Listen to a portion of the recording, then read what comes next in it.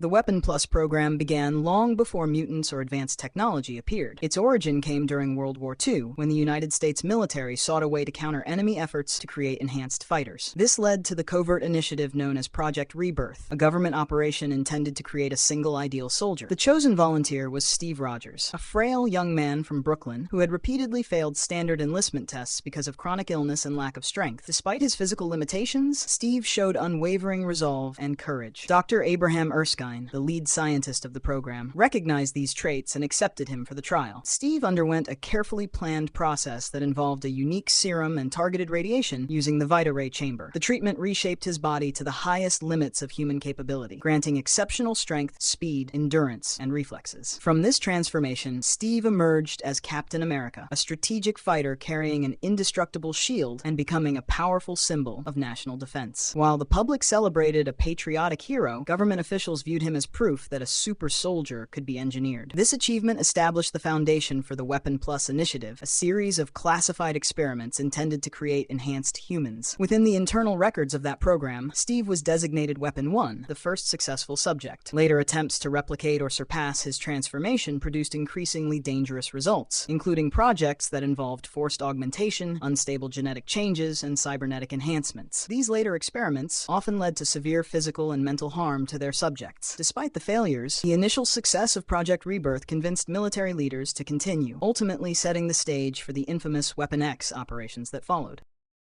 Following the creation of Captain America, the Weapon Plus initiative sought to duplicate its earlier achievement. The second attempt shifted in an unexpected direction and focused not on humans, but on engineered animals. This stage became known as Weapon 2. The effort involved a partnership with the company Multicorp and was led by scientist Dr. Randall Pierce. Their plan was to combine cybernetic technology with genetic modification to convert ordinary animals into combat-ready assets. They equipped creatures with mechanical exoskeletons, heightened intelligence, and advanced weapon systems, forming a specialized unit called Brute Force. Each member of this group possessed enhanced abilities and human-level reasoning. Among these experimental subjects was Wolverine, a small squirrel altered with genetic material from the mutant Wolverine. Wolverine gained retractable claws and a regenerative healing ability, making him an unexpectedly effective fighter. He first appeared in the comic series Howard the Duck, where he participated in competitions featuring other weaponized animals. His natural agility combined with his new powers made him a standout in these confrontations. Weapon 2 represented a turning point for the Weapon Plus program. It demonstrated a willingness to move beyond human enhancement and explore cybernetic animal soldiers, including dolphins and other species, for military and environmental missions. Although the Brute Force team eventually disappeared from major operations, Wolverine's presence ensured that this chapter remained part of the Weapon Plus record. The project never achieved the recognition of later efforts, but it marked the beginning of an era in which no biological subject was considered unsuitable for experimentation. During the tense years of the Cold War, the Weapon Plus initiative sought covert operatives with unique abilities. Their search led to Harry Pizer, a British attorney born with a rare mutant talent, a flexible, multi-sensory skin that could stretch, reshape, and detect vibrations like additional sensory organs. Recognizing his potential for infiltration and silent assassination, program leader Professor Thornton recruited Harry and enhanced his natural power. Designated Weapon 3, he shifted from legal work to espionage, using his adaptable body to impersonate others, bypass defenses, and kill targets without leaving evidence. His missions produced numerous fatalities, which the program viewed as strategic successes. A critical assignment sent Harry to Otherworld to recover the mystical orb of necromancy. Internal distrust led the organization to dispatch the assassin Phantom X to sabotage the mission. Phantom X shot Harry, leaving him gravely wounded. The Captain Britain Corps intervened, capturing Harry and punishing him for his violent actions by surgically removing his mutable skin. Though mutilated, Harry refused to surrender. He trained his exposed muscles until they could replicate his former abilities, preparing for retaliation. Phantom X later recovered Harry's removed skin and fashioned it into specialized ammunition, deepening the animosity. Re-emerging as the Skinless Man, Harry confronted Phantom X and violently attacked him, even attempting to tear away his face. Harry later allied with the Brotherhood of Evil Mutants, opposing the strike team X-Force. His violent path ended when Deadpool killed him in combat, closing one of the Weapon Plus program's most disturbing chapters. The fourth stage of the Weapon Plus initiative focused on creating resistance to chemical attacks. This effort centered on biochemist Dr. Ted Salas, who conducted his work in a concealed laboratory within the Florida Everglades. His goal was to develop a protective serum for soldiers exposed to deadly toxins. Although the formula appeared promising, tests revealed dangerous instability that transformed subjects into monstrous forms. Ted persisted despite growing exhaustion and a deteriorating marriage. His wife, Ellen Brandt, became disillusioned and aligned with the organization Advanced Idea Mechanics, which sought to steal the research. She lured Ted into an ambush so AIM could seize the serum. Facing capture, Ted injected himself with the only remaining sample and attempted to flee by car. He crashed into the surrounding swamp, where the serum combined with the mystical energies of the Everglades. This fusion altered him into the Man-Thing, a massive, plant-covered being with incredible strength, the power to move through dimensional portals, and the ability to burn any living creature that experiences fear in his presence. Ellen suffered lasting injuries during the incident, leaving part of her face scarred. Official records list this experiment as Weapon 4, but the result was far from a standard military project. The transformation represented a collision of science and supernatural forces, turning Ted into a guardian of the nexus of all realities rather than a conventional soldier, marking one of Weapon Plus's most unpredictable outcomes. In 1965, the global security agency SHIELD discovered a frozen extraterrestrial entity deep in the ice, a dark, dragon-shaped life form later called Grendel. This being was a powerful symbiote able to merge with living hosts and transform them into violent predators. Recognizing its potential as a military asset, government officials authorized a secret program to weaponize the organism, marking the start of Weapon 5. By 1966, experiments began during the Vietnam conflict. Soldiers were bonded with samples from the Grendel symbiote, gaining immense strength and shape-shifting abilities, but losing mental stability. The alien hive mind quickly corrupted them, causing uncontrollable attacks and mass casualties. The project was initially shut down after these violent outbreaks. Weapon Plus later reclaimed the research, redesigning the concept with the goal of creating symbiote-based combat suits altered at the viral level to remove hive influence. These suits were intended to function as obedient living armor, but the danger remained. The violent symbiote known as Carnage demonstrated this risk when he invaded the facility, bonded with a fragment of the Grendel organism, and massacred nearly all personnel. Only the Mars unit, commanded by Robert Urquhart, survived, though heavily traumatized. The devastation forced another shutdown. When the program eventually restarted under Dr. Randall Pierce, it produced advanced symbiote suits capable of forming claws, fangs, tendrils, and bladed appendages, effectively turning soldiers into mobile biological weapons. Weapon 5 showed how far the initiative had drifted from the original super soldier serum, edging ever closer to uncontrollable horror.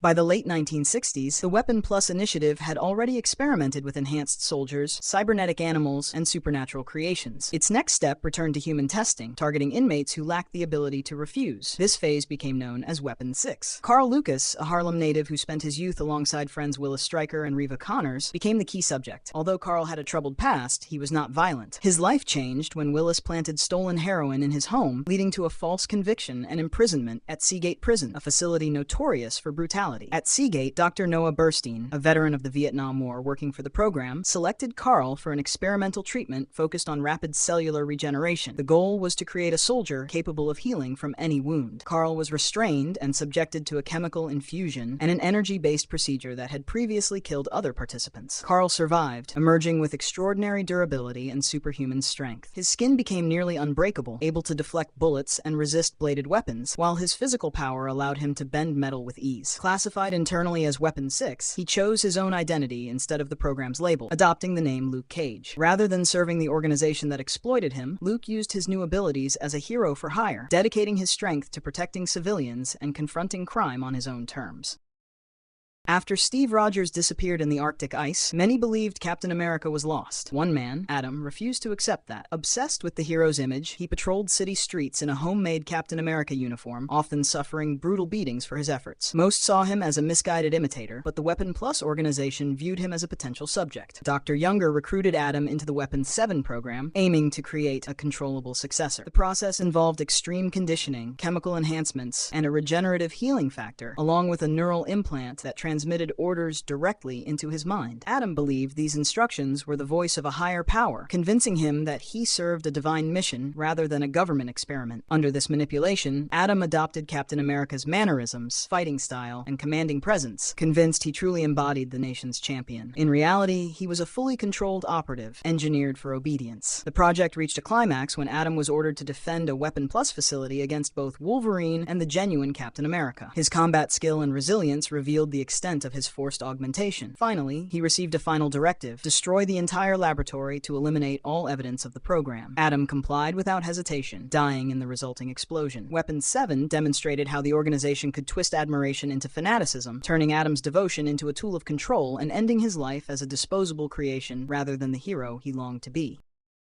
Frank Simpson's path to becoming Weapon 7's second notable subject, known as Nuke, began with a traumatic upbringing in Ohio. He was raised by a wealthy but abusive alcoholic mother and manipulated by a babysitter who coerced him into murdering his parent. This cycle of violence left Frank vulnerable to recruitment by the Weapon Plus program. During the initiative's Project Homegrown branch, which specialized in psychological conditioning, Operative Logan abducted Frank for experimentation. While serving in the Vietnam War, Frank was captured and tortured by the Viet Cong. Weapon Plus exploited this trauma by implanting a mental trigger phrase, "No VC," which induced uncontrollable rage. When Logan tested the command on a village, Frank massacred civilians despite their pleas of innocence. Weapon Plus then subjected Frank to extensive physical augmentation. Surgeons implanted a second heart, reinforced his skeleton with subdermal mesh to resist gunfire and blades, and accelerated his metabolism to promote rapid healing. They also introduced a chemical control system using color-coded pills. Red heightened aggression, white maintained stability, and blue induced calm. These modifications granted Frank superhuman strength, extreme durability, and extraordinary endurance while severely damaging his mental stability. Operating under the name Nuke, he became a covert operative deployed for brutal missions, leaving widespread destruction and fear in his wake as one of Weapon Plus's most violent creations. By the time the Weapon Plus initiative advanced to its 8th project, available records became almost non-existent, suggesting deliberate removal of evidence. The primary reference appears in New X-Men issue 145, which offers only brief hints of its purpose. Unlike earlier efforts involving super soldier serums, metal bonding, or cybernetic upgrades, Weapon 8 focused entirely on producing covert assassins and sleeper agents. Fragmented data indicates that this program relied on heavy drug regimens and layered hypnosis to dismantle the subject's personalities. Operatives were conditioned to remain unnoticed until a single command activated their lethal training, allowing them to operate as living weapons within any environment. These agents were reportedly intended to work alongside advanced constructs such as the Super Sentinels, Phantom X, and Ultimaton, creating a hidden global network for rapid deployment. No confirmed roster of participants or detailed mission reports remain. The absence of survivor identities or official documentation makes Weapon 8 one of the most secretive undertakings in the entire Weapon Plus chain. Unlike earlier projects that left visible results, whether enhanced heroes, dangerous mutants, or monstrous beings, this operation was designed to remain invisible. All that can be verified is that Weapon 8 created chemically controlled and hypnotically programmed assassins, with every trace of their existence carefully obscured. Weapon 9 unfolded, not in a laboratory, but within the mind of Mary Walker, whose abusive childhood caused her personality to fragment into multiple identities. From this trauma emerged Typhoid, a dominant persona with telepathy, pyrokinesis, and fierce combat instincts that Mary's primary self lacked. Over time, another identity surfaced, Bloody Mary, a ruthless figure dedicated to punishing abusive men. These shifting personalities grew progressively stronger and more unpredictable. Mary's life intersected with Matt Murdock before he became Daredevil, and a violent incident at a brothel inspired her vow never to be harmed by a man again. When Typhoid gained control, she lived as both an ally and adversary, at times serving as Matt's lover, at others acting as an assassin for the crime lord Kingpin, while also operating independently across New York City. The Weapon Plus program monitored her chaotic existence and recognized her fractured psyche as an asset. Under the secretive Project Psyche initiative, Mary was recruited and formally designated Weapon 9, known as Mutant Zero. The organization conditioned her to access and combine the capabilities of all three personalities, turning her into a government-controlled operative with immense power. As Weapon 9, Mary wielded the combined abilities of telepathy, fire manipulation, and lethal combat skill, enabling her to burn structures, influence thoughts, and dismantle targets without conventional weaponry. Her unstable mind became the core of her effectiveness, making her one of Weapon Plus's most psychologically complex and dangerous creations. Victor Creed, known as Sabretooth, possessed lethal abilities long before the Weapon X program considered him for experimentation. His natural mutation granted razor-sharp claws, a powerful healing factor, heightened senses, and predatory instincts that made every confrontation a hunt. By the time many mutants were still discovering their powers, Victor had already built a substantial record of violence, making him both dangerous and valuable to covert operations. Professor Thornton and the Weapon X organization evaluated Victor as a potential subject. His savage nature, physical durability, and relentless aggression appeared ideal for the program's goals. However, the costly and risky adamantium bonding process posed significant problems. Victor's large frame would have required excessive resources, and there was no certainty his body could survive the procedure. Instead of granting him the full adamantium upgrade given to Wolverine, the program focused on enhancing Victor's healing abilities and using him as an enforcer. He served in numerous covert roles, including missions with Logan during their time in Team X. At different points, he acted as ally, rival, or test subject to push Logan to his limits. Victor's brutal efficiency kept him valuable to Weapon X, the CIA, and even powerful villains such as Apocalypse, though he remained unpredictable and expendable. While Logan became the official Weapon X, Victor embodied a different outcome, a relentless predator shaped by mutation and violence rather than extensive laboratory work. Sabretooth continued as Wolverine's enduring adversary and a living reminder of what the program could create without ever completing a formal experiment. The Weapon X project stands as the most infamous stage of the entire Weapon Plus program, centered on the mutant Logan, whose rapid healing ability made him uniquely able to endure extreme experimentation. Under the supervision of Professor Thornton and the scientists Dr. Cornelius and Dr. Carol Hines, Logan was subjected to a brutal transformation intended to create the ultimate living weapon. Inside the Weapon X facility, Logan was restrained in fluid tanks, saturated with experimental chemicals, and surgically infused with molten adamantium until the metal bonded to every bone. This process rendered his skeleton virtually indestructible and turned his natural bone claws into razor-sharp adamantium blades. The procedure inflicted constant physical pain, while the staff manipulated his mind through memory alterations and implanted illusions to erase his past and enforce obedience. Despite these efforts, Logan's feral instincts eventually overpowered the conditioning. He violently escaped, killing numerous guards and personnel, leaving the laboratory in ruins. Afterward, he vanished into the wilderness, mentally scarred and with fragmented memories. Although the Weapon X team lost their primary subject, they retained his genetic material for future experimentation. Logan's escape became legendary, marking a catastrophic failure for the program and cementing Weapon X as the darkest chapter in the Weapon Plus history. Weapon 11 occupies a confusing place in the Weapon Plus timeline because two separate versions exist. In printed Marvel continuity, the designation refers to a covert project launched after Logan's escape from Weapon X. The operation was guided by the manipulative figure Romulus, who targeted Daken, the mutant son of Logan. Romulus attempted to merge Daken's skeleton with the mystical Muramasa blade, a sword capable of negating healing factors, in order to create an assassin able to kill Logan permanently. These experiments did not reach completion, but the intent to forge a single-purpose killer made Weapon 11 a specialized strike against an otherwise unkillable target. Outside the core comics, a later screen adaptation presented a different interpretation of Weapon 11, depicting Wade Wilson forcibly altered with multiple powers and transformed into a hybrid combatant. While that version exists only in film continuity, it reinforces the same underlying idea of Weapon 11 as a project focused on combining abilities to eliminate specific threats rather than producing large numbers of enhanced soldiers. Within Weapon Plus records, Weapon 11 remains a secretive entry overshadowed by more documented operations like those involving Phantom X and the Huntsman. Its lasting reputation is one of deliberate precision and unsettling ambition, an initiative designed not for armies, but to create a single perfect executioner aimed at the most resilient mutants. Within the experimental facility known as the World, an artificial environment where time accelerated and technology advanced rapidly, the Weapon Plus program developed Weapon 12, identified as the Huntsman. Designed as part of a new generation of adaptive combatants, the Huntsman combined biological engineering with nano-sentinel systems, but he was created with an intentional life limit. The Huntsman possessed a viral hive mind consciousness that spread through direct contact. Anyone he touched became overwritten by his control, joining a collective network that expanded exponentially, allowing a single operative to convert entire forces into extensions of himself. This ability made him a severe threat not only to enemies, but also to the organization that created him. To contain this risk, the program embedded a kill switch to terminate him instantly if he escaped control. Despite his capacity to multiply his numbers through infection, the Huntsman was defeated when Phantom X activated the built-in failsafe, shutting him down without a physical battle. Weapon 12 is recorded in the Weapon Plus archives as a powerful yet fatally flawed creation, illustrating the dangers of combining advanced nanotechnology with autonomous viral intelligence. Weapon 13, better known as Phantom X, was the next step in the Weapon Plus experiments inside the world. The time-warped artificial habitat where science could race ahead of the outside world. Unlike the viral hive mind of Weapon 12, Phantom X was designed as a prototype super sentinel, blending human biology with advanced nanotech. His nervous system was partially techno-organic and hosted 3 independent brains, each able to operate on its own. He was also bio-linked to EVA, a living adaptive starship that functioned both as his transportation and as an external part of his consciousness.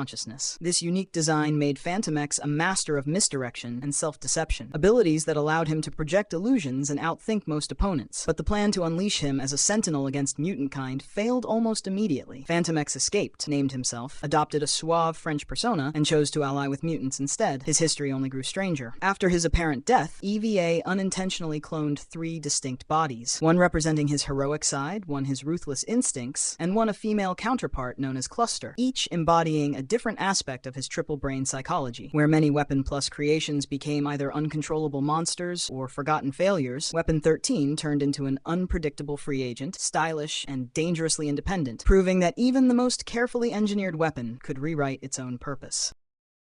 Weapon 14. The Stepford Cuckoo's Weapon Plus had already created killers, hybrids, and viral weapons, but with Weapon 14, they aimed for pure psychic supremacy. After Emma Frost fell into a coma during a clash with Trevor Fitzroy, Dr. John Sublime secretly harvested her genetic material. From her eggs, the program engineered over 1,000 telepathic daughters, all designed to operate as a single hive mind capable of overwhelming mutant kind with psychic force. 5 of these clones, Sophie, Phoebe, Mundi, Celeste, and Esme, were placed inside Xavier's School for Gifted Youngsters.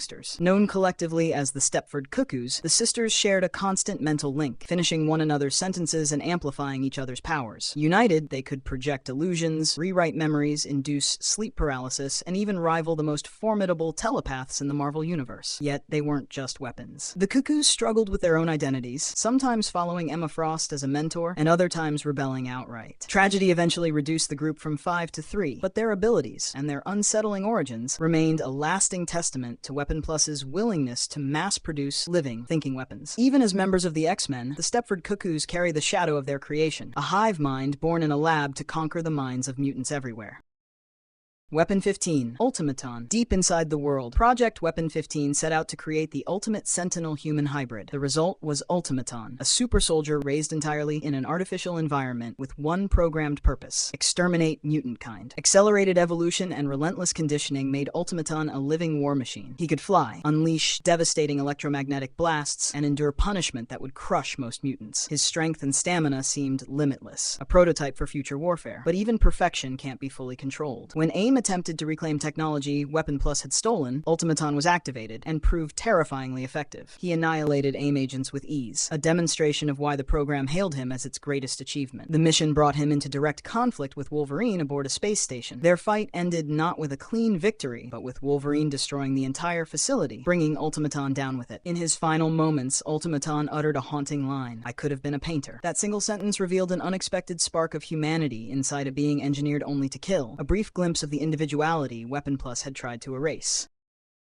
Weapon 16, All God. By the time Weapon Plus reached its 16th project, the scientists behind it stopped focusing on flesh or machinery and set their sights on something far more chilling: belief itself. Instead of another living weapon like Wolverine or Phantom X, they created All God. This wasn't a person at all, but a nanotech-driven viral gas that bent reality in subtle ways, even manipulating time. Once inhaled, the gas didn't harm the body, it infected faith. Victims became mind-controlled zealots, absolutely devoted to All God. Free will dissolved, obedience remained. To Weapon Plus, the logic was terrifyingly efficient. Why spend decades breeding soldiers when a single breath could convert an entire city or an entire nation into an instant army? There was no antidote, no off switch for the devotion it instilled. Once transformed, a person stayed a follower, spreading the influence like an invisible plague. While Weapon 16 never gained the notoriety of projects like Weapon X or X-23, its implications were even more frightening. All God proved Weapon Plus would weaponize faith itself, erasing individuality and conquering minds long before anyone realized the battle had begun.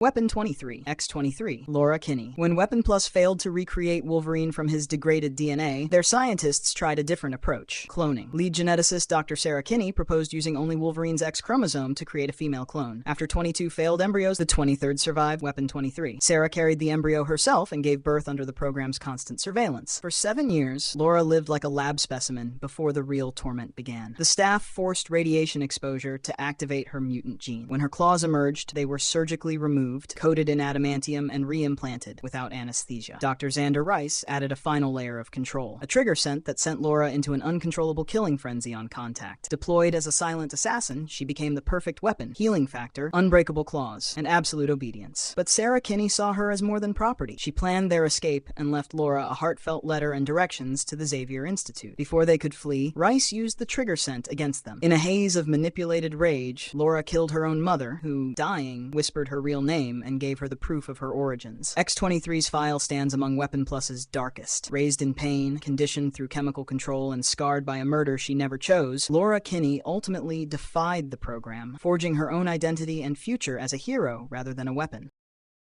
X-24. After Laura Kinney, X-23 demonstrated that cloning Wolverine's genome was viable, Weapon Plus aimed to remove the last variables: personality and free will. Their answer was Weapon 24, a direct genetic duplicate of Logan engineered for one purpose: to kill. Unlike Laura, X-24 had no childhood, no conditioning beyond combat training, and no independent identity. He possessed Wolverine's full mutation suite: adamantium claws, feral senses, and an accelerated healing factor, but none of his memories or conscience. In Logan, 2017, X-24 embodied this design. Bred by the Transigen program, he became the ultimate living weapon, slaughtering targets with unrestrained ferocity. Even Professor Charles Xavier fell to his claws. Yet the very absence of identity that made him efficient also made him unstable. Without a sense of self, his loyalty lasted only as long as his handlers could physically control him. X-24's end mirrored the fate of many Weapon Plus creations. During the violent confrontation that also claimed Logan's life, he was destroyed, leaving behind a grim lesson: when science seeks a perfect soldier stripped of humanity, it creates only a monster.